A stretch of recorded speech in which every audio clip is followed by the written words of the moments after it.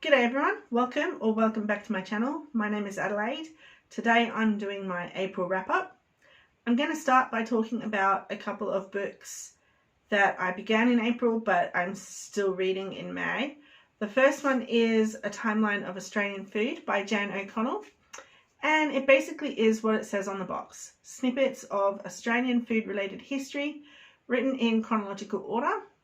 I'm only up to page 44 but it's looking really good so far, and I'm looking forward to doing a wrap up of it when I'm finished in whatever month that may be.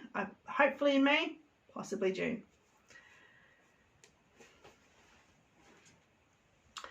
The other one that I started in April, which I will be continuing in May, and that is Grimm Tales for Young and Old by Philip Pullman. Philip Pullman also wrote the His Dark Materials series, which I haven't read, but I've heard good things about. It's basically just him retelling his 50 favourite Grimm fairy tales. I've only read one so far, The Frog King or Iron Heinrich it's called, and if you are a fan of Grimm fairy tales, then this one is very, very different from the story The Frog Prince, which you may have grown up with. It's a lot darker. I'm probably going to be reading one story per day, so most likely it's going to take me a couple of months to read this book, so I wouldn't be holding my breath for the catch-up, but I will do a wrap-up of it when I'm done.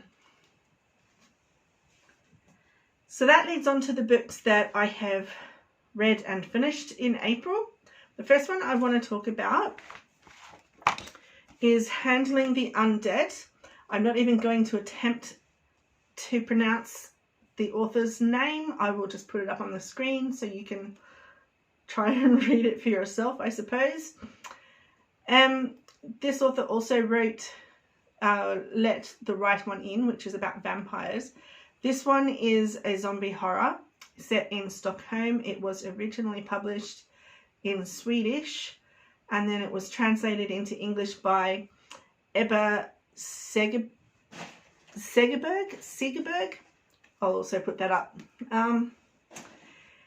So the cover, we'll start with the cover, which I personally find unappealing. It feels like just a generic horror cover.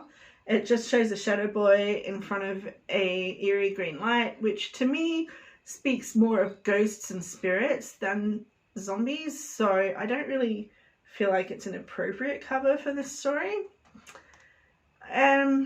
Also, the other thing I don't like about the cover is that there's so many of these review quotes, and there's like more on the back. I really don't like that on covers. I don't read them. I find they look clunky, and it's not my favourite type of cover to have. The story itself starts out with some weird electrical anomalies happening in Stockholm, which shortly after that, the deceased from the past few months reanimate. Just in Stockholm, it doesn't seem to be a worldwide phenomenon. The story revolves around three specific families. A stand-up comedian, David, with his wife Eva and their son Magnus. A retired journalist named Marla, and I hope I'm pronouncing that one correctly, with his wife, his daughter Anna, and Anna's son Elias, who is deceased, and an elderly psychic named Elvie and her granddaughter Jill, who was also somewhat psychic. And it basically is about the differences in their attitudes and their handling of the crisis of the undead. So this isn't your typical zombie book. You're not going to have hordes of ravenous zombies chasing the living around like you do in, say, The Walking Dead or any other zombie film, for example. Instead, it really just focuses on the conflict between the authorities and the relatives of the deceased. It covers issues like the legal status of the deceased, which they call the reliving, because they feel like zombies or the deceased is not PC, so they call them the reliving. And it's also talks about the ethics of experimentation, because they're in a legal limbo. They've been declared dead. They have no legal rights. So until those legal rights can be implemented, there's a window where unethical scientists and doctors can perform any kind of experimentation on the reliving that they wish to do. And that's another thing that's sort of covered briefly, but covered in the book. I enjoyed the writing. The author alternates between action and inner dialogue, which adds a lot to the tension of the story. There's a couple of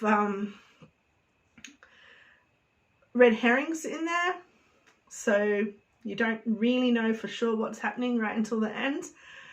There's a children's book, I cannot remember the name of it, but it's a fictional book from the story, written by Eva, which sort of parallels the story of this book itself. The author knows how to write grief. He writes it really, really well. There were times when I felt like crying, and grief is something that most people struggle to put into words. So the fact that he's able to write that so well, that's a talent in and of itself. And he's able to paint pictures with words. So everything that's in here, like, he has the most beautiful writing, and it really helps the imagination to picture what is happening in the story. And the format is a little bit unusual. At the end of many of the chapters, there's a timeline or a script of an interview or something along those lines. So it helps to sort of break up the tension when it starts to get a little bit too much.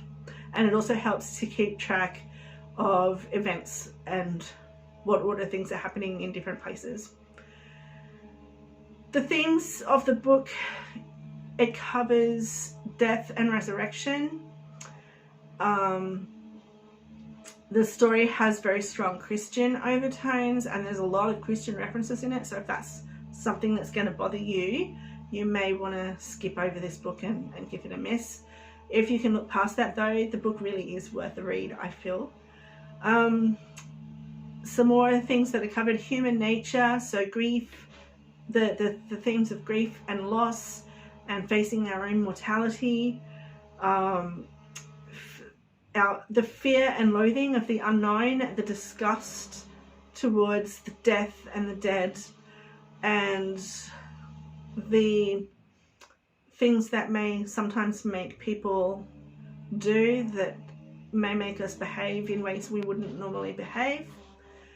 The bond between the parent and child is another heavy theme for the story. Overall, I feel like this story is well worth reading. It was nice to see a change from the usual ravenous zombies. There is a little bit of violence in there, but it's not the, I must eat everything kind of violence. It is very poignant, and it really makes you think about what would you do in that situation if someone you absolutely loved who had died recently was suddenly a reliving, but they're not quite themselves. They're still dead. They're still got problems with their personality and memory and behavior that they didn't have before they died. And so how would you handle that? How does that affect the grief process? And that is something that's covered really well in this story. And I haven't read or seen the movie of Let the Right One In, which I do know is a movie because I actually found out about the movie before I did the book.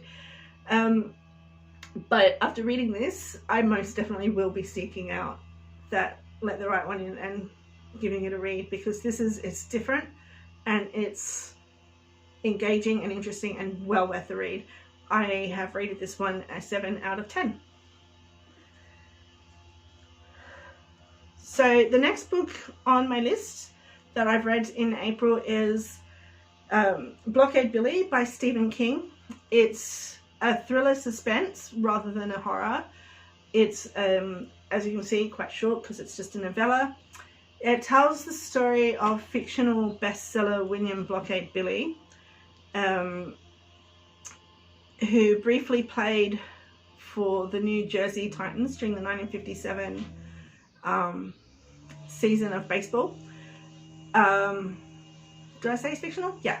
So he's a fictional baseballer. He's not real, although it is framed as though he were. It's framed as a story being told to Stephen King by an old man in a retirement home who coached the team at the time that Blockade Billy played for them. I didn't really enjoy this book as much as it probably deserved to be enjoyed. I don't know very much about baseball. I have zero interest in the game. And so I didn't understand much of what was happening. A lot of the descriptions and the references went way over my head. But I understood the basic story. You don't need to understand baseball to understand the underlying plot of the story. And I mean, I picked it up just because it's Stephen King and I love Stephen King. So I enjoyed the writing, as I always do with Stephen King. He's an absolutely phenomenal writer. He draws the reader into the minds of the characters and he has beautiful descriptive language. I feel like baseball fans are likely to enjoy this story a lot more than I did, but that is not the fault of King. That is just because of the theme of baseball, which I just, I'm not into sports at all. And I don't know much about baseball beyond the fact that you've got to hit a ball with a bat and then run to the bases. So I didn't really understand some of what was going on, a lot of what was going on, if I'm honest. But anyway, I've given it a 6 out of 10 because I do love the writing.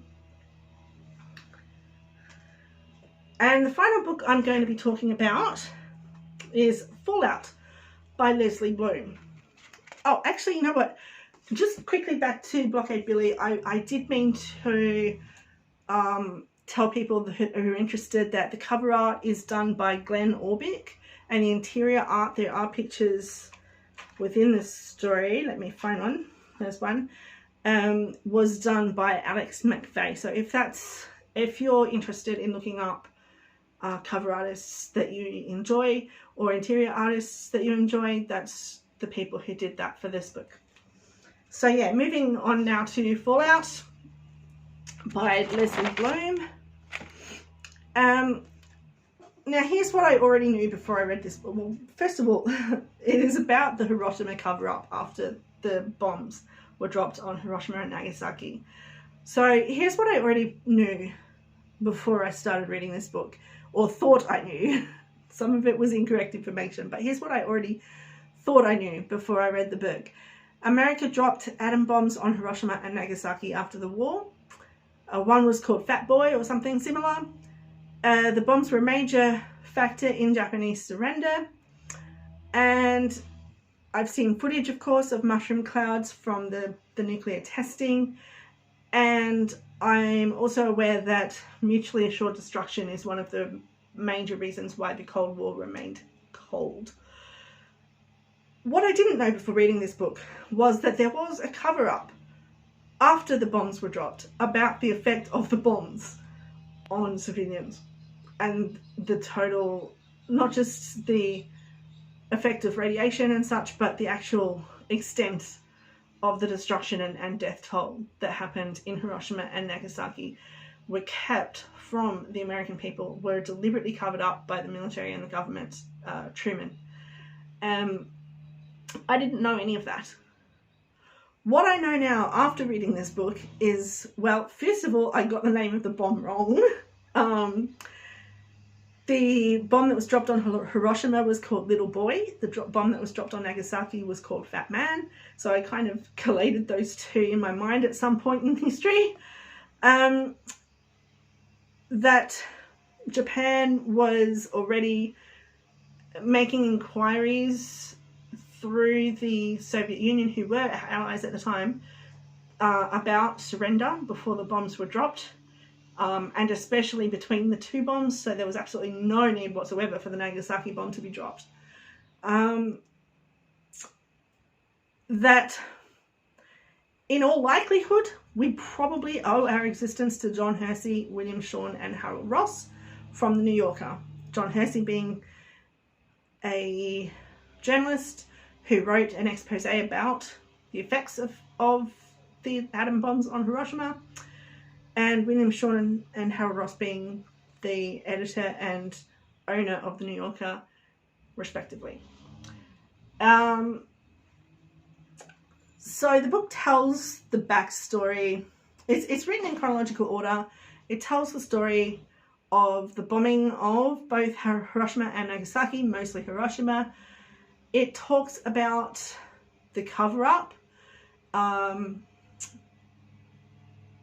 that was perpetrated and how they managed to limit journalists. There were a couple of journalists before Hersey who did try to write about the effects of the bomb, but they weren't able to get past the censors, and the military, like one of them ended up in hospital and his camera suddenly disappeared, for example. So, you know, things happened to prevent them being able to do that. The story is frightening. It is frightening in that there was a cover-up to begin with, which, I mean, frightening, yes, definitely not surprising. It's incredibly informative. The writing is engaging. It's easy to follow and it's easy to understand. The author makes effective use of metaphors, an example being the Trojan horse had arrived at the gate, which is how she described Hersey's arrival in Hiroshima. She uses beautifully descriptive language. An example of that is describing Hiroshima as a choppy sea of rubble. Some of the information in this book, while completely unsurprising, it was... Yeah, okay, I'm just going to go and say it. I was disgusted by some of the things in this book. I know I grew up in a completely different world. I haven't experienced a world war. I haven't experienced my loved ones and millions of my countrymen dying. So I probably don't have a right to be disgusted, but I am disgusted. Some of the American soldiers, for example, in Hiroshima, they were taking things from the rubble, like broken teapots and teacups and things like that from the bomb site, and selling them as souvenirs.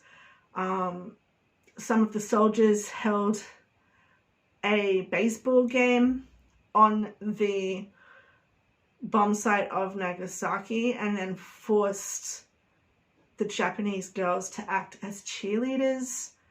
General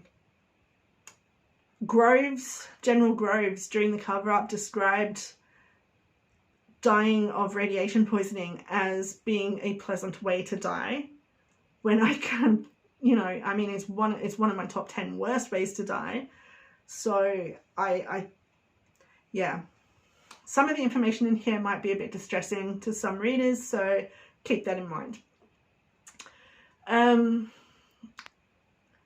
I liked that there was some photo pages in the middle of it. Here's some of them, if I can get the pages open. So it allows you to put some names to faces. So this is Hersey here, the journalist who actually did the expose. And the way the expose was actually done was really quite interesting, and the way he decided to take a different tact, instead of going with journalistic information, he went with more of an emotional, telling the stories of specific survivors. And the way that John Hersey, William Shawn and Harold Ross got it through the censors was quite amusing as well, because everything, of course, had to be submitted to the War Office still. There's a few amusing anecdotes in the story, which helps to lighten the topic a little bit when it starts to get a little bit too much for people who read it. It certainly has left me wanting to go and track down Hersey's article and read the article, because it is credited with being one of the most influential, that's the word I was looking for, right. It is credited with being one of the most influential pieces of writing in an American magazine, I would probably hesitate to say, after reading this book, that it might be one of the most influential journalistic pieces of all time. I would suggest that it is the only reason that the general public know about the effects of nuclear warfare, and that is the only reason that it hasn't been used since. That knowing the effect that it will have, and knowing that everyone's enemies also have that, and may, you know, that the characters in this article that Hersey wrote could be you. It could be you at your local park or at your local church when a bomb drops, and that is a very large reason for why we haven't had all that nuclear warfare since those 2 bombs were dropped. So I think that, yeah, we can credit those 3 men, John Hersey, William Shawn and Harold Ross, with a lot of credit for the fact that we haven't had a nuclear war. And anyway, I'm rambling. I'll shut up now. I just want to say that this is definitely worth reading. I learned quite a lot from it, and I am rating it an 8 out of 10. I will most likely be putting it on my permanent collection shelf. So that's all I've read this month, and I'm looking forward to seeing you in my next video. If you liked this video, please click the like button. It really helps me out. If you want to see more of my content, click on, I assume, this side. See you next time.